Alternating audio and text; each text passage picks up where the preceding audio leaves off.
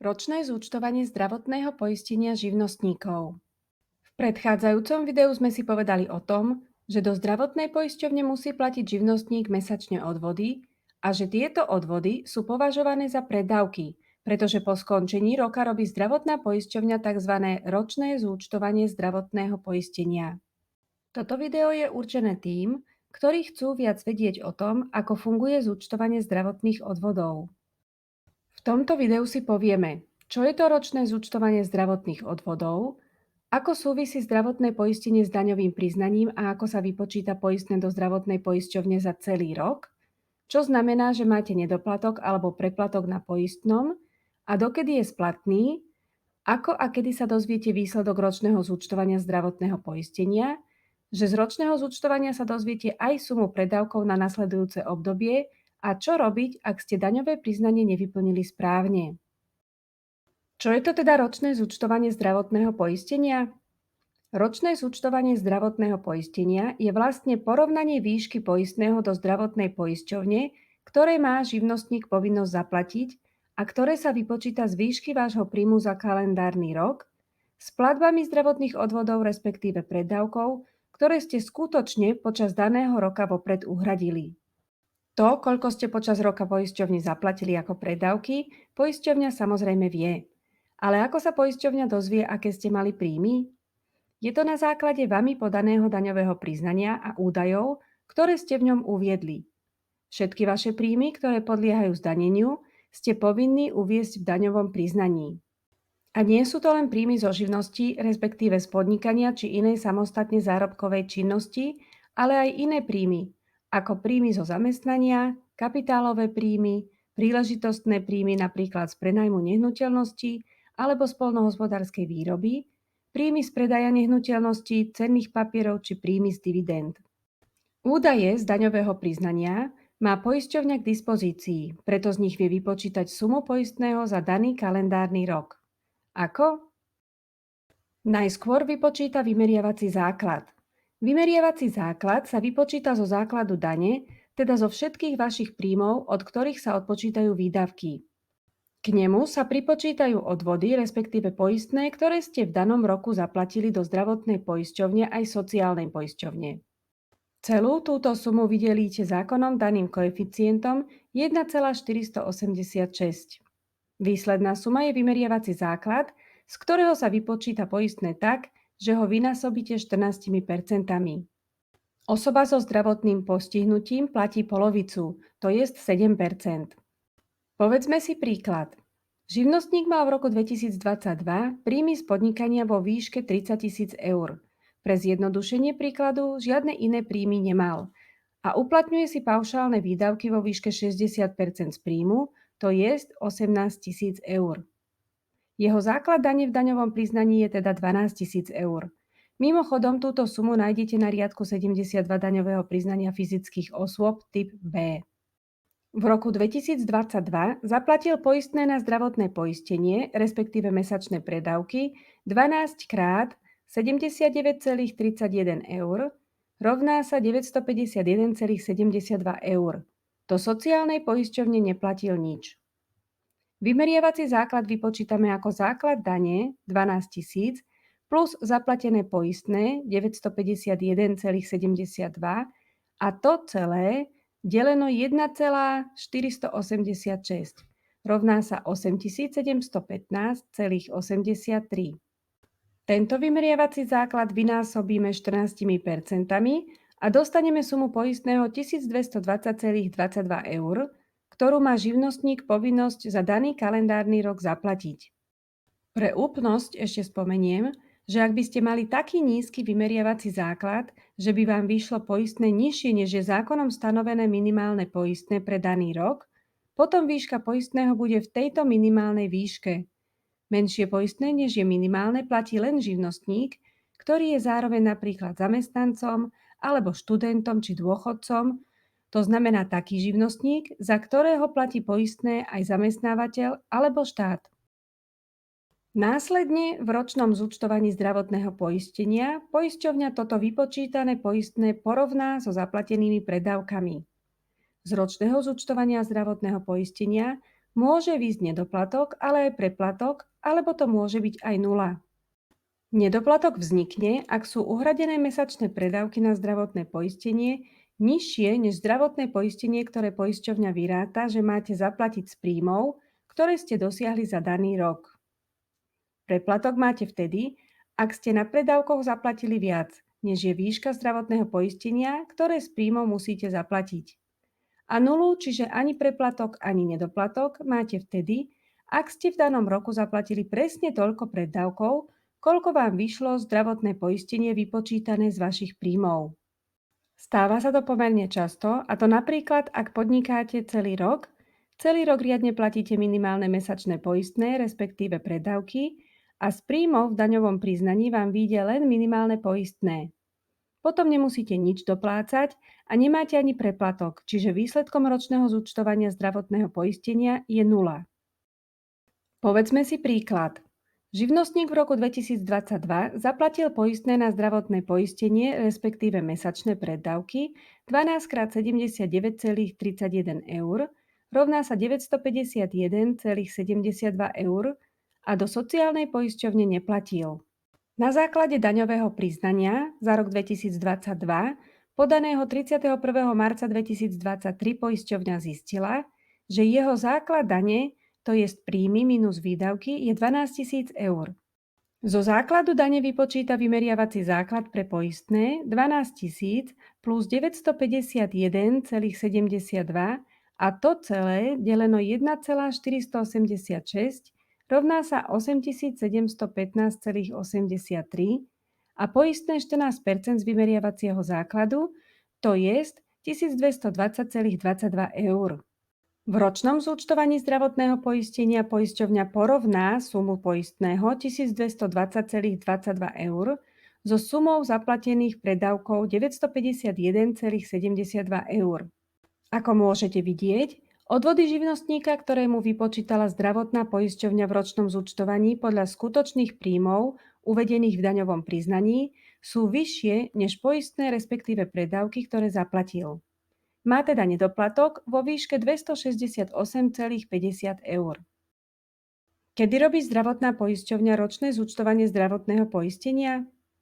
Keďže zdravotná poisťovňa potrebuje poznať váš základ dane a ďalšie údaje uvedené v daňovom priznaní, musí počkať na to, kedy ho podáte. Môžete ho podať v riadnom termíne do 31. marca po skončení kalendárneho roka alebo v predĺženej lehote, najneskôr však do 30. júna. Od toho závisí, dokedy vám zdravotná poisťovňa oznámi výsledok ročného zúčtovania zdravotného poistenia, pretože zdravotná poisťovňa potrebuje na spracovanie daňového priznania nejaký čas. Ak ste daňové priznanie podali v riadnom termíne do 31. marca, potom vám zdravotná poisťovňa doručí výsledok ročného zúčtovania do 30. septembra. Ak v predĺženej lehote, potom ho doručí do 31. októbra. No ak by bol výsledok ročného zúčtovania nižší než 5 eur, potom vám poisťovňa môže poslať ročné zúčtovanie zdravotného poistenia aj neskôr, najneskôr však do 31. decembra. Je dôležité uvedomiť si, že v aktuálnom roku sa robí ročné zúčtovanie zdravotného poistenia za predchádzajúci rok. Napríklad v marci 2023 sa podáva daňové priznanie za rok 2022 a potom v septembri 2023 poisťovne zasielajú ročné zúčtovanie, ktoré sa týka zdravotných odvodov za rok 2022 a je vypočítané na základe daňového priznania za rok 2022. Ktorá zdravotná poisťovňa vám urobí ročné zúčtovanie zdravotného poistenia, ak ste mali predtým inú poisťovňu a od januára ste ju zmenili? Nová alebo stará? Ročné zúčtovanie zdravotného poistenia vám urobí stará poisťovňa, čiže tá, v ktorej ste boli poistení predtým, to jest v tom roku, ktorého sa ročné zúčtovanie zdravotného poistenia týka. Ak máte nedoplatok, poisťovňa vám zašle ročné zúčtovanie zdravotného poistenia pod názvom Výkaz nedoplatkov, v ktorom sa dozviete všetky potrebné informácie ohľadne nedoplatku. Ak máte preplatok, poisťovňa vám zašle oznámenie o výsledku ročného zúčtovania poistného, v ktorom vám vyčísli, koľko máte preplatok a všetky dôležité informácie o tom, akým spôsobom vám bude vrátený. Ale to nie je všetko. V ročnom zúčtovaní zdravotného poistenia vám poisťovňa oznámi aj výšku mesačného predávku na nasledujúci rok. To znamená, že na základe údajov z podaného daňového priznania poisťovňa vypočíta, v akej výške budete musieť platiť preddavky. Môžu to byť minimálne preddavky, no môže to byť aj vyššia suma. Funguje to takto. Daňové priznanie za rok 2022 bude podané v roku 2023 a následne v tomto roku vám bude doručené ročné zúčtovanie zdravotného poistenia. Toto nové mesačné poistné začínate platiť od 1. januára nasledujúceho roka, to jest od 1. januára 2024. Hoci poistné je vypočítané z údajov z daňového priznania za rok 2022, je toto poistné považované za preddavky, ktoré budú predmetom ročného zúčtovania zdravotného poistenia za rok 2024, keďže rok 2023 je už v čase ročného zúčtovania takmer na konci. Preto sa niekde môžete dočítať, že preddavky na poistné sa vyrátajú z obdobia 2 roky dozadu. Ako poisťovňa vypočíta mesačné preddavky na nasledujúce obdobie? Pri výpočte sa vychádza z vymeriavacieho základu, vypočítaného z údajov z daňového priznania a z počtu mesiacov, v ktorých živnostník v danom kalendárnom roku podnikal.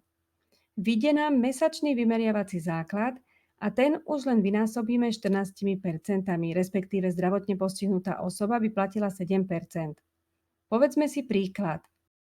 Podnikateľ živnostník podnikal v roku 2022 od októbra a jeho vymeriavací základ z daňového priznania za rok 2022, podaného v marci 2023, bol 6237,93 eur, čo je 6 000 eur základ dane plus zaplatené poistné 3x79,31 eur, rovná sa 237,93 eur.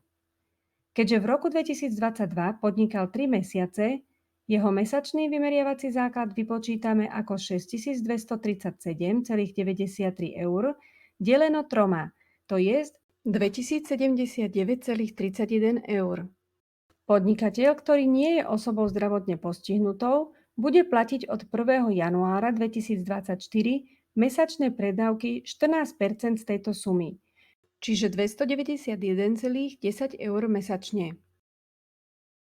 Ak by živnostník podnikal celý rok 2022, čiže 12 mesiacov, jeho vymeriavací základ na výpočet preddavkov by bol 6 000 základ dane plus 12x79,31 zaplatené poistné rovná sa 951,72, to je 6951,72 eur a to deleno 12 rovná sa 579,31 eur. Z toho mesačné poistné 14% je 81,10 eur. Keďže počítame výšku preddavkov na nasledujúce obdobie, v našom príklade na rok 2024, musíme brať do úvahy, že minimálne mesačné preddavky v tomto roku budú 91,28 eur. Vypočítané preddavky sú nižšie než minimálne, preto živnostník bude od 1. januára 2024 platiť preddavky vo výške 91,28 eur. Samozrejme za predpokladu, že je len živnostník a nikto iný, či už zamestnávateľ alebo štát, ako som už spomínala, za neho poistné neplatí. Ročné zúčtovanie zdravotného poistenia, respektíve výkaz nedoplatkov alebo oznámenie o výsledku ročného zúčtovania vám bude doručené do vašej elektronickej schránky, ak ju máte aktivovanú, alebo poštou na vašu adresu doporučenie s doručenkou do vlastných rúk. Vždy je to len jeden spôsob doručenia a to znamená, že v prípade aktívnej schránky zásielku dostanete len do nej. Poštou vám nebude zaslaná. Zásielku si môžete prevziať do 18 dní a aj keď si ju neprevezmete, bude uplatnená fikcia doručenia. To znamená, že po tejto lehote bude považovaná za doručenú. Dokedy treba uhradiť nedoplatok alebo dokedy vám bude vrátený preplatok? Lehota na úhradu nedoplatku alebo vrátenie preplatku, ktorý je vyšší než 4,99 eur, je 60 dní od doručenia výkazu nedoplatkov, respektíve od doručenia oznámenia o výsledku ročného zúčtovania poistného. Tých 60 dní v podstate zahŕňa 15-dňovú lehotu na odvolanie, respektíve podanie námietky či nesúhlasného stanoviska, plus 45 dní, ktoré máte na úhradu. Nedoplatok môžete uhradiť bankovým prevodom, na pošte alebo aj prostredníctvom aplikácie. Preplatok vám poisťovňa vráti buď na váš bankový účet alebo poštovou poukážkou. Môže sa stať, že vaša finančná situácia vám nedovoľuje uhradiť nedoplatok v tejto lehote v celej výške naraz. V tom prípade môžete požiadať o splátkový kalendár, aby ste sa vyhli vymáhaniu, respektíve exekúcii. Nedoplatok je riadnym daňovým výdavkom v tom roku, v ktorom ho uhradíte. Ešte jedna dôležitá vec. Preplatok, ktorý vám vyjde, poisťovňa nevráti celý, ale dostanete preplatok ponížený o daň. Prečo je to tak? Mnohým podnikateľom sa zdá nelogické, že z poistného musia platiť daň, no v skutočnosti je práve že zrazenie dane logické. Spomínate si? V tomto videu sme hovorili, že v daňovom priznaní sa poistné zaplatené formou preddavkov započítava do výdavkov a tým sa vám znižuje základ dane a následne aj platíte nižšiu daň. Poistné, ktoré je vám vrátené, je akoby navyše zarátané do výdavkov a keby tam nebolo, daň by bola vyššia, preto daň z vráteného poistného musíte zaplatiť. A aby ste ju nemuseli vyplatiť, respektíve znova riešiť v daňovom priznaní, poisťovňa vám ju rovno zrazí z preplatku poistného. Inak povedané, vrátený preplatok poistného je predmetom zrážkovej dane, ktorú je zdravotná poisťovňa povinná v zmysle zákona vám zraziť a následne poukázať daňovému úradu. Zároveň treba povedať, že vrátený preplatok nie je potom už príjmom, ktorý by ste museli zdaňovať. Zdravotná poisťovňa pozerá aj na to, či nemáte voči nej nejaké iné nedoplatky. Potom preplatok, ktorý by vám mala vyplatiť, započíta s týmito nedoplatkami a vráti vám len zvyšnú sumu. Čo robiť, ak ste daňové priznanie vyplnili nesprávne a zistili ste to až po termíne na podanie daňového priznania? Jedinou možnosťou je podať dodatočné daňové priznanie daňovému úradu a údaje v ňom uviesť správne tak, ako majú byť. Následne treba podať námietku vašej zdravotnej poisťovni a uviesť v nej správne údaje. Potrebné formuláre si nájdete na internete, respektíve na stránke svojej zdravotnej poisťovne. Ďakujeme, že ste si pozreli toto video.